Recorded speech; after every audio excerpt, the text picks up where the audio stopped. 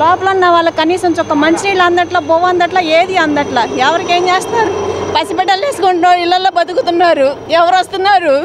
అక్కడ నుంచో పెట్టి పోలీసు వాళ్ళు అంటారు సీట్ సైన్ చూడటానికి వస్తున్నారా అని అడుగుతున్నారు. ఈ టైంలో సీట్ సైన్ చూడటానికి వస్తారా? ఈ ఉద్దేశంలో ఉండి పీకల్లోకి వచ్చి బిడ్డలు తీసుకోవడానికి కూడా ఖాళీ లేకుండా ఉంటే సైట్ సీన్ చూడటానికి వస్తున్నారా అని అడుగుతున్నారు పోలీసు వాళ్ళు. 6,000 ఇస్తారా? తీసుకెళ్తాం. 10,000 ఇస్తారా? బోట్లో తీసుకెళ్తాం అని అడుగుతున్నారు. ఇప్పుడు పెట్టే స్థితి, డబ్బులు పెట్టే స్థితిలో ఉన్నారా? ప్రతి ఒక్కళ్ళు లక్షలు పెట్టే స్థితిలో ఉన్నారా? వీళ్ళకి ఎవరే సహాయం చేయకోకుండా ప్రతి ఒక్కళ్ళు చంద్రబాబు వచ్చాడు, ఏం చేశాడు? ఎవ్వరు ఏమీ చెయ్యట్లేదు. బోట్స్ గవర్నమెంట్ నుంచి ఇచ్చారు. ఎవరికి ఇచ్చారు? వాళ్ళని తీసుకొచ్చి తీసుకెళ్ళడానికి ఇచ్చారు బోట్లు. వాళ్ళు తీసుకురావటానికి ఇవ్వటానికి ఇచ్చింది బోట్లు. జనాలను తీసుకెళ్ళటాక బిజినెస్ చేసుకుంటున్నారు ఇక్కడ కూర్చొని. బిజినెస్ డబ్బులకు అలవాటు పడిపోయినోడు రూపాయి ఇస్తారా, పాప ఇస్తారా అని చెప్పి బిజినెస్ చేసుకొని తీసుకెళ్తున్నారు తప్పితే ఎవరికి ఏమి తీసుకెళ్ళట్లా. ఎవరికి ఏ హెల్ప్ చెయ్యట్లేదు. అంటే బోట్స్ మొత్తం గవర్నమెంట్ నుంచి వచ్చినాయి.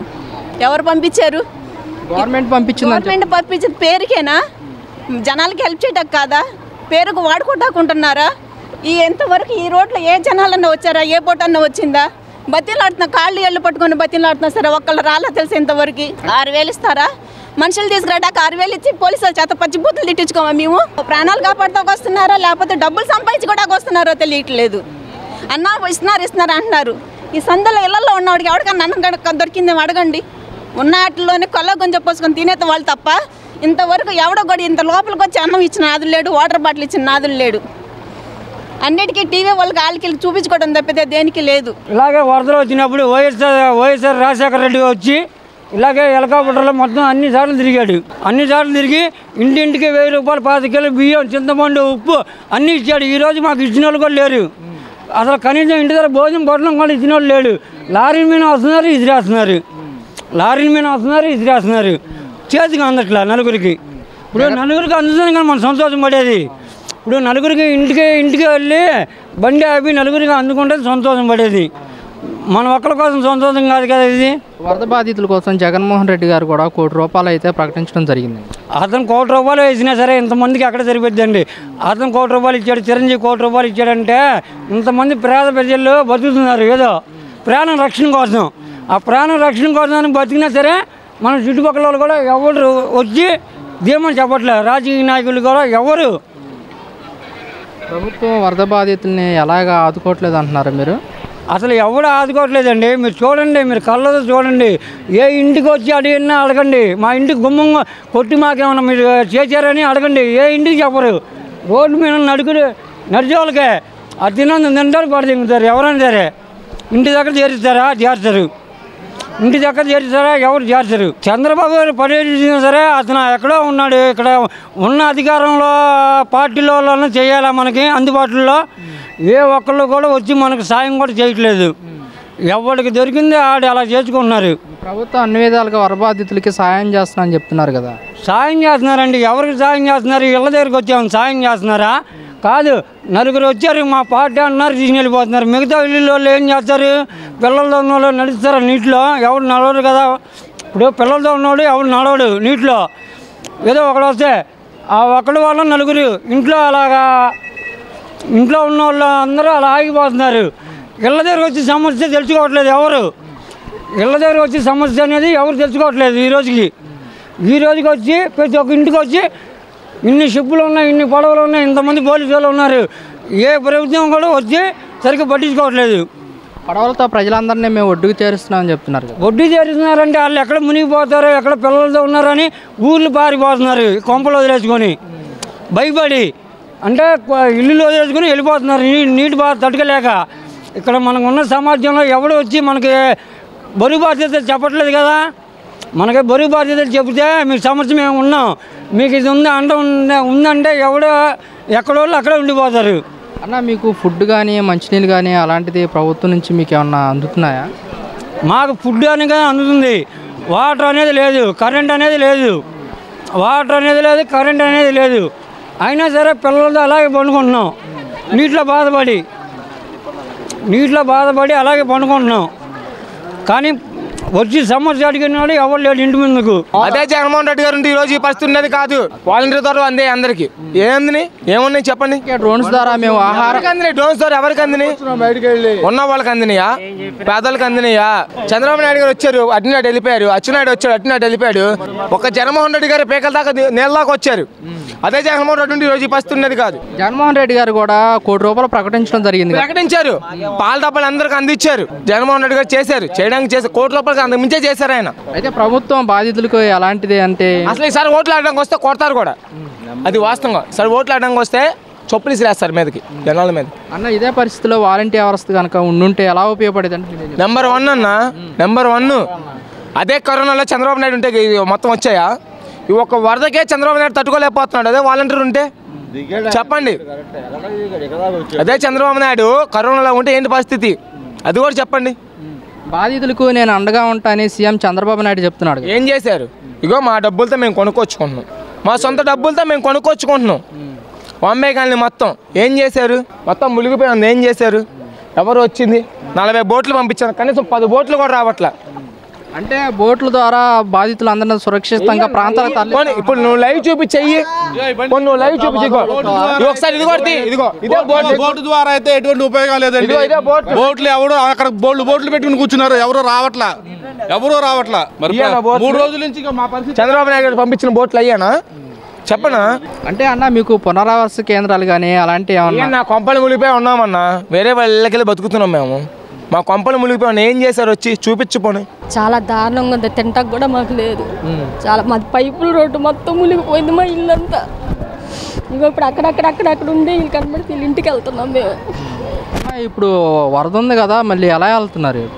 తెలీదా? ఇగో ఇప్పుడు ఇటు వెళ్తున్నాం. మాదవుతే ఇప్పుడు కూడా ఇక్కడ వరకే ఉంది పైపుల రోడ్లో. మా పాప డిగ్రీ సర్టిఫికేట్ అన్నీ దాంట్లోనే ఉండిపోయినాయి, ల్యాప్టాప్లు అన్నీ ఉండిపోయినాయి. మా భవిష్యత్తు ఏంటో మాకు అర్థం కావట్లేదు అసలు. ఇప్పుడు మాకు ఎవరైనా సహాయం చేసిన వాళ్ళు ఉంటేనే ఈ పరిస్థితుల్లో మేము తట్టుకుంటాం. మాకు ఇప్పుడు దిక్కులేని పరిస్థితి, రోడ్ల మీద తిరుగుతున్నాం. 3 రోజుల నుంచి ప్లే ఓవర్ మీద అక్కడక్కడ కూర్చున్నాం, మాకెవరు కూడా లేరు. పవన్ కళ్యాణ్ గారు కూడా వరద బాధితులకి ₹1 సాయం చేస్తానని కూడా చెప్పడం జరిగిందమ్మా. ఏమన్నాయా మరి? మా వరకు అయితే ఇప్పుడు వరకు అయితే ఏమీ లేదు కదా, మరి తర్వాత ఏమైనా సహాయం చేస్తారేమో మరి. సీఎం చంద్రబాబు నాయుడు గారు కూడా పర్యటించడం జరిగింది కదా. ఆ పైపోయిన పడవల్లో హెలికాప్టర్ మీద వెళ్తున్నారయ్యా. మమ్మల్ని చూసిన వాళ్ళు చేతులు ఎట్టే ఊపడమే మేము వాళ్ళని చూసి. నిన్న అక్కడెక్కడో పైనుంచి పడేసారు పొట్లాలు. ఇది ఇప్పుడు మరి రోడ్డు మీదకి వచ్చాం. రోడ్డు మీదకి వస్తే చూడండి, ఆ జనం చూడండి. అలా అసలు ఈ ఏరియా వాళ్ళకి ఎవరికి లేదు బాబు, అంతా కట్ట అవతలలో తీసుకెళ్తున్నారు. ఎవరికి లేదు అసలు. ఎలా ఉందంటే పిల్లలకి ఇదిగో నా కాలు చూడండి, వర్షం నీళ్ళల్లో రావాలంటే అంత బాధాకర విషయం. షుగర్ బీపీ నీళ్ళల్లో ఎక్కించుకోవట్లేదు కాదండి. వరద బాధితుల కోసం బోట్లు ఏర్పాటు చేసాము, వాళ్ళని తరలిస్తున్నామని చెప్తున్నారు కదా. లేదు, లోపలికి ఒక్క బోటు కూడా రాలేదు బాబు. నిన్నటి నుంచి ఒక బోట్ వచ్చింది, అదిగో అది ఆ కనపడేది. ఇంకే బోట్ లేదు. ఆ బోట్లన్నీ ఇక్కడే పెట్టి కూర్చున్నారు. అదేంటంటే ఆయిల్కి డబ్బులు లేవంట బాబు, ఆయిల్కి డబ్బులు లేవంట. లోపల బోటు రావడానికి ఆయిల్కి డబ్బు లేదంట. ప్రభుత్వం బాధితుల కోసం బోట్లు ఏర్పాటు చేసాము, వాళ్ళు సురక్షిత ప్రాంతాలకి తరలిస్తున్నామని చెప్తున్నారు కదా. లేదు బాబు, అసలు ఏమీ తరలింపు లేదు. రాత్రి వరకు ఒక ట్రాక్టర్ వచ్చి ఎవరు ఆ భోజనం పెట్టి వెళ్ళారు. తర్వాత ఇదిగో మా అబ్బాయి వాళ్ళు వచ్చి ఇక్కడికి వచ్చి నేలలు ఇక్కడికి నీళ్ళు బాబు. నిన్నటి వరకు 6 అడుగులు. ఇంతవరకు మా చరిత్రలో సింగనార్ అంటే ఏంటో 3 సార్లు వచ్చినాయి మా చిన్నప్పటి నుంచి పెద్ద అయ్యేలోపు.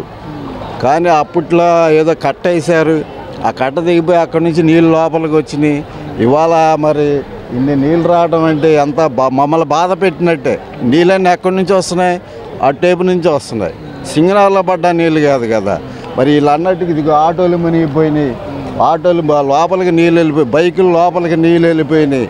ఈ బైకుల సంగతి, ఈ లోన్లు అప్పు తీసుకొని కట్టుకుంటున్నాం, ఆ లోన్ల సంగతి ఏంటి? మాకు అసలు ఎలా ఏం చేస్తారు ఈ గవర్నమెంట్? తిరగడానికి 5 హెలికాప్టర్లు 7 హెలికాప్టర్లు తిరుగుతున్నాయే కానీ పేరుకు మాత్రమే కానీ ఫోటోలకు మాత్రమే కానీ ఎవ్వరు ఒక గల్లీ లీడర్ కానీ ఒక స్థానిక ఎమ్మెల్యే కానీ మమ్మల్ని పరామర్శించింది లేదు. ఇదంతా నిండిపోయింది. కానీ ఇది చాలా దారుణం. ఇది చాలా ఇలా ఇప్పుడు ప్రమాదం అనేది అనుకోకుండా వస్తుంది. ఏ పార్టీ అయినా ఒకటే, కానీ వచ్చిన తర్వాత దాన్ని ఎలా కంట్రోల్ చేయాలనేది ఉన్నటువంటి ప్రభుత్వం బాధ్యత. కానీ చిన్నపిల్లలు ఉన్నారు, చిన్న చందుల్లో కూడా ఎవరు రాలేదు.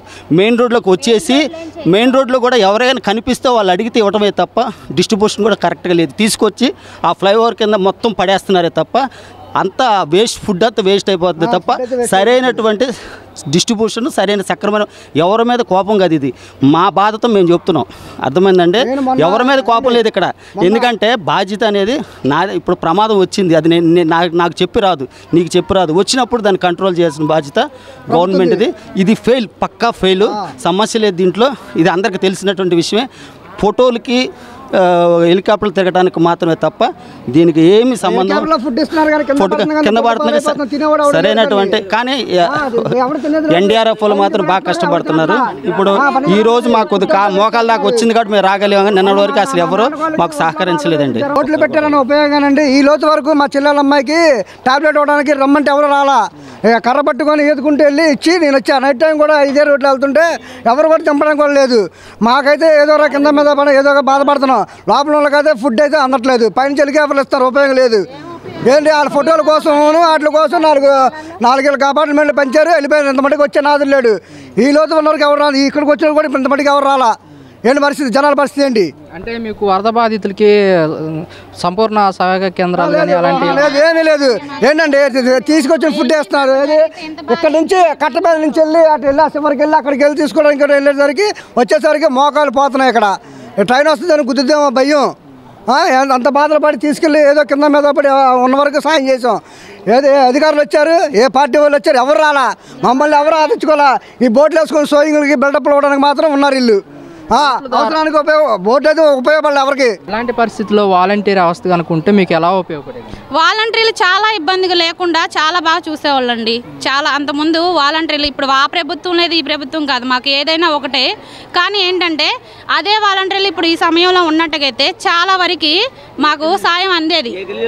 ఎక్కడికక్కడికి వాళ్ళ వాలంటీర్లైనా వచ్చి సాయం చేసేవాళ్ళు. కనీసం అలాంటిది లేదు ఇక్కడ. ఇప్పుడు ప్రభుత్వాన్ని మేము తప్పుగాను, ఎందుకంటే ఎవరైనా మాలాంటి లేబర్కి మేమే కావాలని అందరిని తెచ్చుకునేది. కానీ మేము ఎందుకంటామండి మాట, చాలామంది వచ్చి ఇబ్బంది పడుతున్నారండి. వచ్చి చూసి మిమ్మల్ని ఓట్లేసి గెలిపించేది జనం అందరూ ఎందుకు, మీరేం పెట్టాం అసలు. ఇలాంటప్పుడైనా వచ్చి మాకు ఇంత అన్నం ముద్ద పెట్టి మంచినీళ్ళు అందిస్తే చాలనేక మేము చూసేది. ఇంకేం చూడం కదా మేము. మాకు అయ్యగా లేదండి, మాకు సదుపాయం అసలు ఏమీ దొరకట్లేదు.